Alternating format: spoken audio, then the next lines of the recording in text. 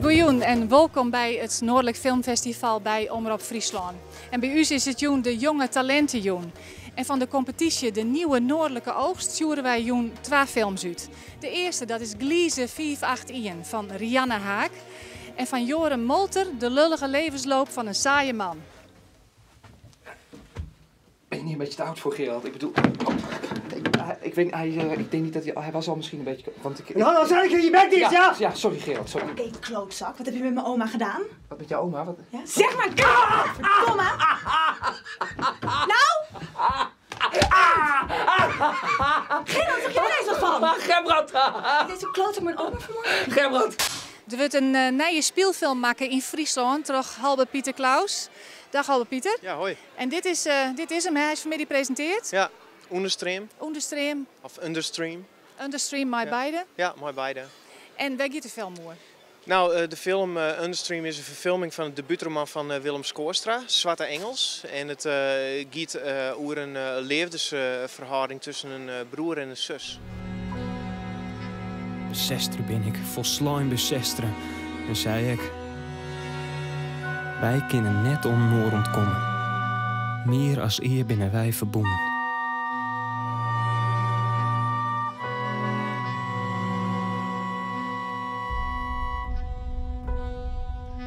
Geen vragen, geen onwissigheden meer. Geen vroegwierm die het knoppet en dolt en het toezoende had. Ik had vrede muus, maar de situatie. Het speelt boven Dokkum.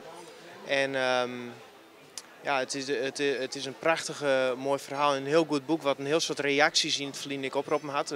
Willem Skoorstra is in 2004 gedebuteerd. Het is in 2011 op na uitgebracht. En daar hebben wij het idee opzetten in 2011 om dit te verfilmen. Een moderne Frieske roman. Want een protte reacties had het op een zeist. En ja, dat is ook wel logisch, want een seksuele relatie tussen een broer en zus, dat is nog wel een echt groot taboe voor zelfs, dat ken het. Nou, het is in ieder geval controversieel, ja. Ja, maar het is familiaire relaties op het platteland komt vaker voor. En ik in Friesland. Dus dat maakt het heel erg lokaal eens. Maar het is ook een heel universeel thema, want het kan overal op de wereld plaatsvinden. En dat maakt het heel geschikt om het internationaal te releasen. Vanmiddag hast dit plan presenteerd. Hoe Ja. ging dat? Nou, wie fantastisch. In volle zaal en hele goede reacties erop hadden. Dit is eens sinds een hele lange tijd dat er een artistieke Friestalige film maken wordt in Friesland. Dus dat is natuurlijk hartstikke nieuwsgierig. Derde maatje van mij. En wat moet er nog gebeuren voordat het Safir is? Nou, we hebben de gesprekken over het funding vanzelfs. Dat gaat heel goed. We binnen nog net helemaal, maar we hebben wel echt hele goede hoop en goede loeren dat het gewoon slag in gaat. En dan gaan we eind 2016 gaan we draaien en 2017 en 2018 gaan we in première. Doet ik het boek lees, en dat is dus al haast het Cienilien of zo. Toen vond ik het eigenlijk wel een hele driegende sfeer in dat boek. Het is, en zit dat ook in de film? Die is van Plan Best Meidje? Nou ja, het is een boekverfilming. Dat wil net zeggen dat we hier op in het boek verfilmen. Het boek dat speelt door meerdere jaren. Wij gaan het verhaal vertellen in 1 jaar, in een cyclus van 4 seizoenen. En het boek speelt ook in de jaren 70 en wij hebben het nooit nota. Dus dat zijn eigenlijk al 2 hele grote verschillen. Wat betreft die 3 ondertoon, ja, er zullen een ondertoon in zitten en misschien is die ook wel dreigend. Dat zou samen kennen. Dat is eigenlijk die onderstream. Ja, nou onderstream dat gaat eigenlijk, dat is het verdrukken van lustgevoelens, een geheime relatie. Maar het gaat ook over die onderstream die daar op dat plaatje bij de sluis is. Want die sluis dat is een heel belangrijk element in de film. Daarom hebben we daar ook de teaser omheen maken. Dat is het plak waar ze elkaar een soort treffen. Zij kunnen heel goed zwemmen. En toch gebeurt er daar iets wat eigenlijk net te verklaren is. Wij huis fundamentele tasten ontdutsten en daarmee ekkus bestemming.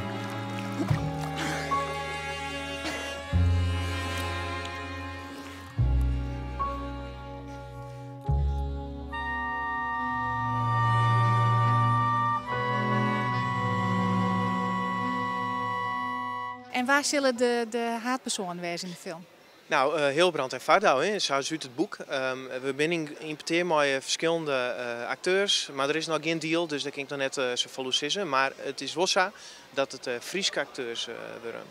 Want we maken een Friese film in Friesland, met Friese filmmakers, dus ik wil ook heel graag Friese acteurs hebben. Ja. Dankjewel en protte succes, Nou, Albert Pieter. Zo slag.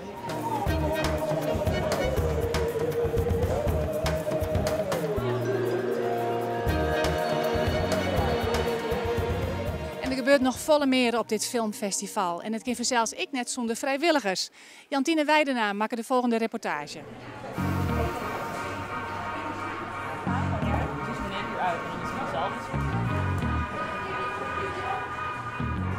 Hoi, ik ben Tilly Bremer en ik ben assistent vrijwilligerscoördinatie voor de 5 dagen dat het Noordelijk Filmfestival hier in Leeuwarden is. We sturen alle vrijwilligers, we hebben 180 vrijwilligers, sturen we aan op de dag zelf. Daarvoor is nog een hele productie voor geweest. We hebben 4 shifts en dan in de eerste shift komen dus en nieuwe vrijwilligers en nieuwe locatiemanagers. Maar en beginnen ook weer nieuwe films te starten. Dus dan heb je echt een super grote piek van een uur, denk ik. Niet eens langer. En dan heb je 3 uur gewoon weer balans. En dan zie je weer dat iedereen op zijn plekje komt. En dan zie je na 4, 5 uur begint die hele boel weer opnieuw.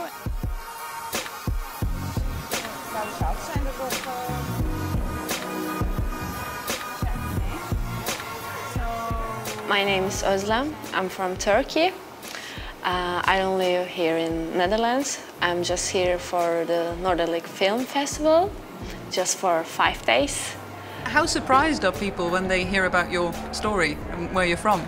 Yeah, actually they're very surprised, especially because I'm in Leeuwarden. You know, Amsterdam is the most famous city in Netherlands, but I'm not in Amsterdam, I'm in Leeuwarden, and they say, hey, you are from Turkey and you are having your internship here in Leeuwarden, you are here just for the festival. It's so strange, but I like Leeuwarden, I like films, and that's the combination.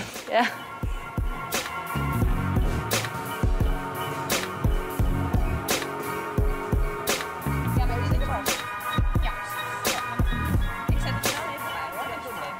Ik ben echt super blij dat we deze vrijwilligers hebben, want we hebben nog maar 1 die niet is opkomen dagen. Ik denk gewoon dat ze heel erg betrouwbaar zijn, of trouw aan het filmfestival zelf. Het is de 36e editie.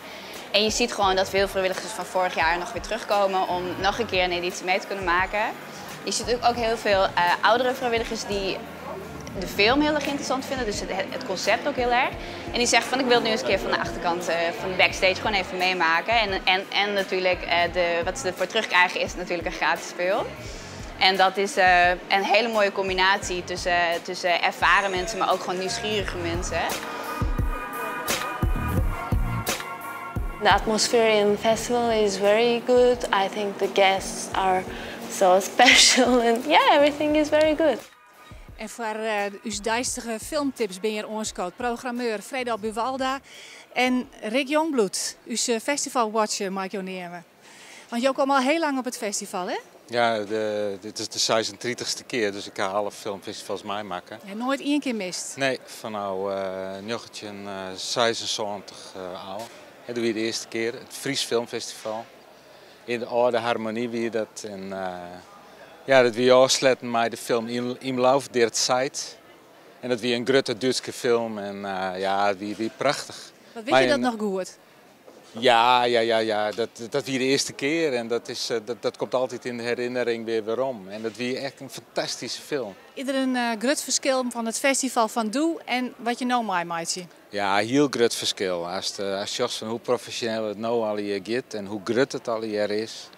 He, doen we het in die harmonie. Het wie in 3 zeeltjes en nou ja, dan wel in de grote zeel, maar in 2 lietse zeel en 4 dus. Maar het wie wel ook griezelig en gezellig. Ja. Fredo, ben er een protte mensen die het al zo lang naar het festival gaan? Nou, er binnen een peer waarvan ik weet dat jij er een van binnen. En die meneer die we juist over de vloer in Franken. Ik denk dat er nog een paar mensen roeren die nou ja, in ieder geval een heel soort filmfestivals helemaal maken. En ja, dat is toch super mooi dat die nog steeds blijven komen. Ik al is het inderdaad heel oors worden. Ik denk dat het misschien wel iets breder toegankelijk is worden voor heel soort mensen. Mensen die ik net zo vaak naar arthouse films gaan bijvoorbeeld. Het aanbod is heel divers. Dus er is echt voor elk wel wat wils op het festival in Wurg. Ja, het is beslist toegankelijker worden. Alleen ik moet wel zeggen, er zijn nou meer films die dan Engels ondertiteld binnen. Ja. En dat schrikt echt weer een bepaald publiek aan. Ja, dat klopt. Ja. En als je nou naar zo'n film gaat of naar zo'n festival dat je een hele grote film sjoggen, hoe beleef je dat dan? Ja, zo'n roes. Ik ga erin en ik beleef je dan als in een dream een verskaat om films en belevingen. En dan ik maar die mensen hier in die hal, hier in de foyer, wij meest de film mij nabepraten kist, dat is zo geweldig. En joh, hij kreeg een film, jongen. Welke film wie dat? Dat wie Silent Heart. Tror du kunne i den her weekend, fordi om 2 dage det her nemlig overstået, tror du så, du kunne tilsidesætte din egen behov, så Mokko får den weekend, hun gerne vil have? Smil. Sig ost. Ost. Jeg kunne ikke have tænkt mig et bedre sidste måltid. En wie het een mooie film? Ja, het is een film over een vrouw die terminaal is en nou, de familie weet dat ze euthanasie plegen wil. En ja, en geleidelijk aan in de film, ja, het is op een kriest, dan is de familie bij hier. En dan de familie hier de vrede mee, maar geleidelijk aan sloept er wat twijfel in bij de dochters. En dan, nou, dan... Net vertellen hoe het eruit Nee, dat zal ik per se net wel. Het klinkt al... Nee, maar het is wel echt ongrijpend. Ja. En Fredo, wat is die tip van de dag? Mijn tip? Ja, dat is een iets luchtigere film, vanmorgen. Women in Oversized Man Shirts. Så enkelt kan det gjøres dersom en en manet. Dersom en ikke en manet, kan slike ting fort ta litt lengre tid. Het is een Noorse comedy van Ingvild Twee Vlieken. Zij is onwezig op het festival en ze is morgen er om een Q&A naar houding van de film te doen. Die film gaat door 3 vrouwen. Het is wat een feministische comedy. Het gaat door een jonge literatuurstudenten die scroet en die is heel erg in clichés. Maar ze wordt verliefd op een scroer van 20 jaar ouder en ze is helemaal hout op de botel. En ik kan het dan haast net voorkomen dat ze toch in dezelfde clichés valt die ze ziet. Als feminist. Ja, precies. En die horen 2 vrouwen. De ene is een performance-artiest, een soort theateractrice. En die is heegzwanger. En die maakt het haar geboorte tot een performance. In een kooi. En, nou, ik zal het net vol vertellen, maar het is compleet absurd. En een andere vrouw die werkt in een fabriek. En die gaat op zoek naar haar volwassen zoon die ze vroeger ter adoptie al had staan. En de levens van die 3 vrouwen die worden op een gegeven moment ruitje die vermengt met elkaar als het ware. En het is een hele leuke vermakelijke film van morgen 11. En dit is een film die is Engels ondertitelen, hè? Ja, dat klopt. Ja, ik ken er nog wel iets voor sissen. Wij willen als festival natuurlijk vooral in de Noordse focus heel veel nieuwe films laten zien. En die films die moeten we uit het buitenland importeren. Dus dan heeft de maatje maar internationale prints van de films. En die binnen Engels ondertiteld. En het is onmogelijk om als festival zelf al die Nederlandse ondertitels te verzorgen. Dat zou een vermogen kosten. En we hopen dat mensen dat er genoeg mensen binnen die het Engels wel kunnen volgen als ondertiteling. En we proberen wel voor mensen die er toch moeite mee hebben op elk moment van de dag in het blokschema iets te hebben wat wel Nederlands ondertiteld is of Nederlands prutsen is. Zodat ze altijd terug te kennen op ons festival. Nou, dank u wel voor je tips. En fijn festival, Rick. Ja, dank je wel. Oranje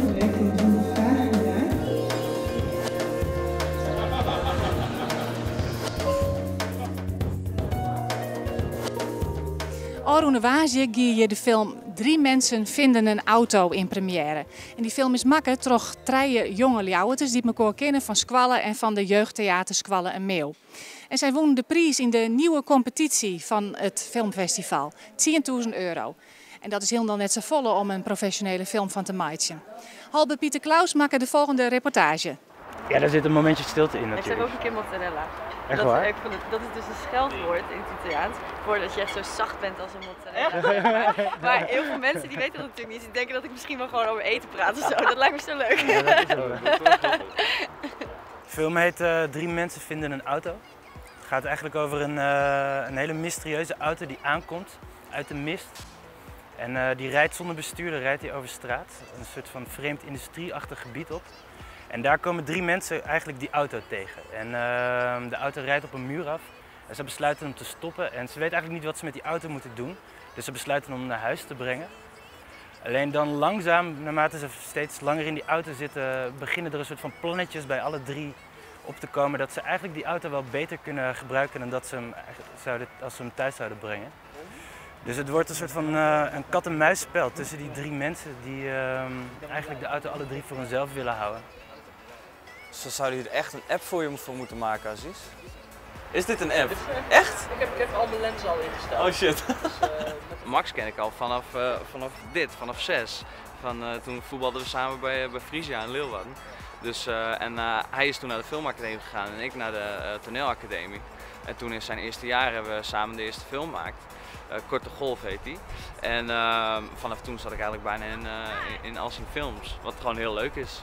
Oké, 3, 2, 1. 3, 2, 1. Oké, dat was ook redelijk. En nu kan je dan die stap erbij doen weer. En actie.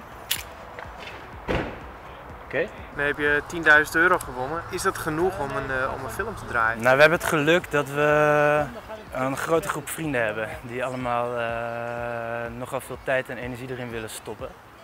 We hebben het onszelf niet makkelijk gemaakt, maar het is gelukt, dus het is blijkbaar genoeg. Volgende keer gaan we dit wel anders doen.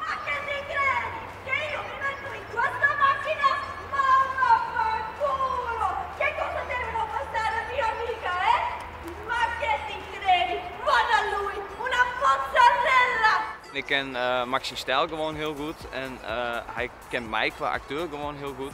Dus dat werkt gewoon lekker. En dit project ook heb ik ook iets meer achter de camera kunnen staan dan normaal. Meestal ben ik veel alleen voor de camera en nu werkten we nog met 2 andere actrices. Dus dat is met Ali Zelstra en Nouria Sandman. Dus dat was ook wel fijn om naast hem te staan en te kijken van hoe goed ken ik zijn stijl nou en wat kunnen we nog extra's eraan geven om de scène nog verder op te tillen. En actie. Ik denk dat we deze film wel kwijt kunnen.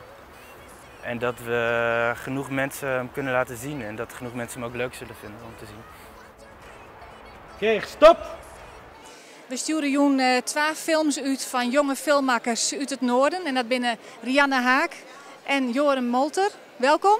Dankjewel. Niet uit Friesland, wel uit Groningen, hè? Klopt. Waar kom jij vandaan? Stadskanaal, oorspronkelijk uit Stadskanaal, Zuidoost-Groningen. En jij? Ik ben geboren in Borgercompagnie, in Oost-Groningen. Vlakbij Stadskanaal eigenlijk. Ja. Maar jullie kennen elkaar niet, hè? Nee, dat is dan ook wel weer grappig. Maar allebei een film gemaakt die wij vanavond gaan uitzenden. 2 totaal verschillende films. Rianne, jouw film heet Gliese. Gliese 581. Of 581, ik weet eigenlijk niet hoe je het zegt. Het wordt op beide manieren gezegd. Dus ik betrap mezelf ook nog wel eens op dat ik het door elkaar haal. Vaak maak ik er zelf Gliese 581 van inderdaad. Maar wat is het, Gliese 581? Oorspronkelijk bedoel je waar het vandaan komt. Het is gewoon een bestaande ster aan de hemel. En het is een van de eerste sterren waarbij ze vermoeden, of in ieder geval dat ze echt planeten hebben ontdekt. Dus vandaar dat het ook enigszins een bekende naam is daarin. En ook een van de eerste sterren waarbij ze misschien een planeet hebben ontdekt die enigszins op aarde zou kunnen lijken. Dat kunnen ze natuurlijk helemaal niet zeker weten, want zover kunnen we nog niet kijken. Maar wat ze dan kunnen aflezen, dat wees dan enigszins op. Dus vandaar dat dat een inspiratiebron is geweest. En toen jij dat hoorde, dacht je van, daar ga ik een film over maken? Dat in combinatie met gewoon mijn persoonlijke interesse voor het heelal en alles daaromheen. En hoe klein wij hier zijn, dat gevoel van hoe klein wij hier zijn op aarde. En dat ik mij, als ik kijk van waar maak ik me als maker boos over, denk ik van ja, alles gaat over de economie. En het milieu is altijd tweede rang, terwijl ik denk dat moet andersom. Heeft ertoe geleid dat ik graag zo'n film wilde maken. Zou je misschien in het kort kunnen vertellen waar de film over gaat? Ja, tuurlijk. De film Cleese gaat over een astronaute, Eva, die speciaal is opgeleid om een nieuwe aardachtige planeet te vinden. Dus haar hele leven is daar van jongs af aan op ingericht om die missie te gaan doen en naar dat stelsel af te reizen om te kijken of dat daar leven voor mensen mogelijk is. Omdat dat hier op aarde, dat gaat nog wel, maar dat wordt gewoon steeds lastiger. Dus ze hebben een tweede plek nodig.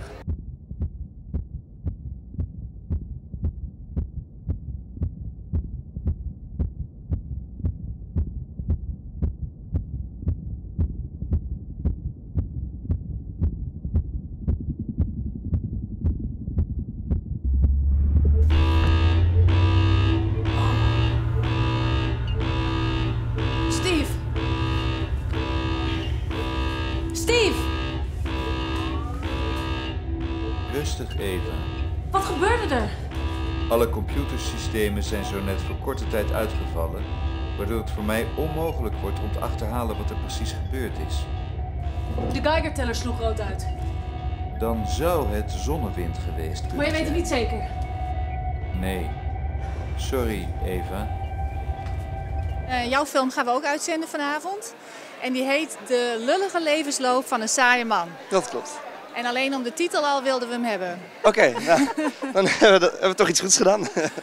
Ja, een totaal andere film. Kun je vertellen waar jouw film over gaat? De lullige levensloop van de saaie man gaat over een begrafenisondernemer, Gerald Boerman. Die woont in het dorpje Wedde.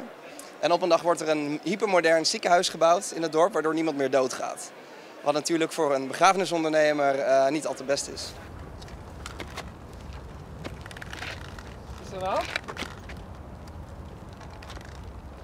Nou? Nou, Rinus. Jongen. Wat een toestand, hè? Het is dood.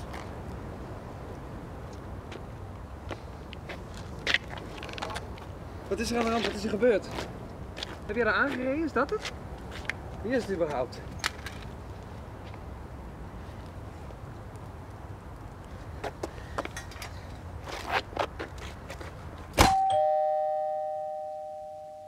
En het speelt zich af in Groningen, hè? Ja, we zijn met een hele crew door heel Groningen geweest rijden. We hebben het dorpje Wedde gevonden als de arena voor onze film.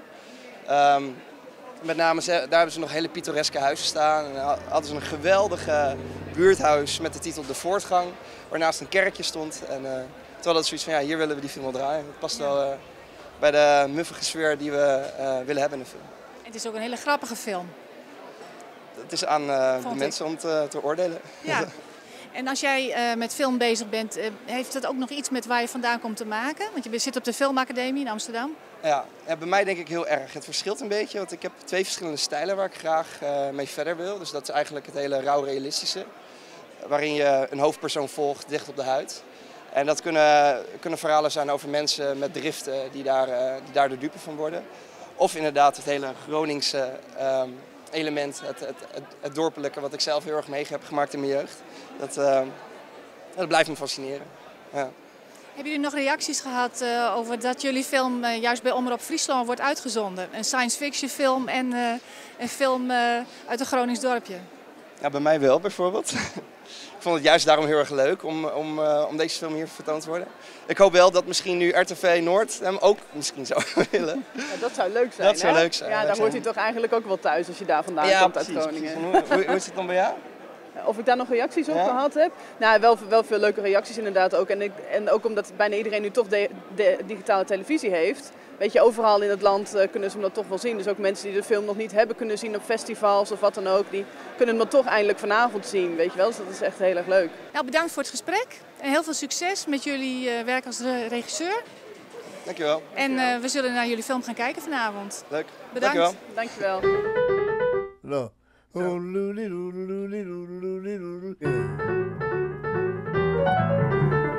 En er is hier ook alweer live muziek op het filmfestival. Bij gelijksmorgen in Filmhoes Slieker een optreden van de jazzgroep The Blue Quartet.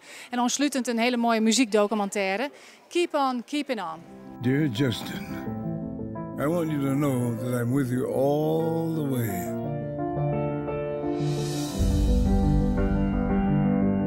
I believe in your talent and I believe in you. Thank you so much, CT. Oh, thank you, man. Thank God for you.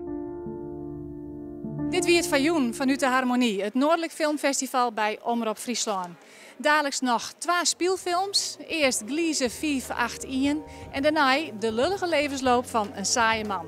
Sjen dus. En heel soort willen en graag ontmoeten.